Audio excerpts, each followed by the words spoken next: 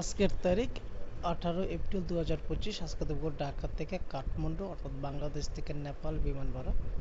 তো 18 এপ্রিল হওয়াতে আমরা 10 দিন পিছিয়ে 28 এপ্রিল যাওয়া এবং রিটার্ন অর্থাৎ আপনার নেপাল থেকে বাংলাদেশ ফিরে আসা 4 এপ্রিল অর্থাৎ 7 দিনের একটা ট্যুর প্ল্যান করলে একজন প্যাসেঞ্জারের রাউন্ড ওয়ে ইকোনমিক ক্লাসে ফ্লাইট ভাড়া দেখব।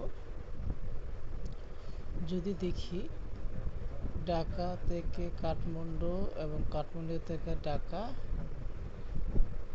সবচেয়ে সস্তা যে ফ্লাইট এটা হলো বিমান বাংলাদেশ এয়ারলাইন্স, যেটা 49,416 টাকা।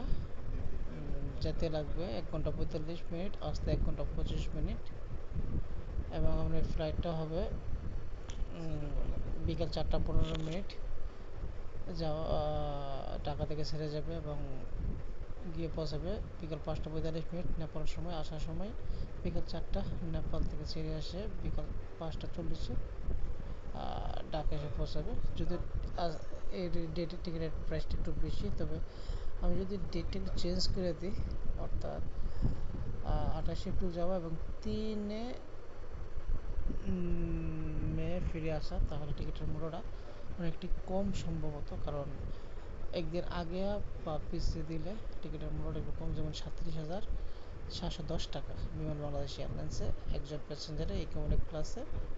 এবং যাওয়ার সময় আপনি 20 কেজি প্লাস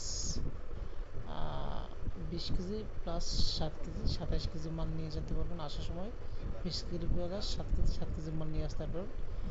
ফ্লাইটটা এরকমই সরাসরি।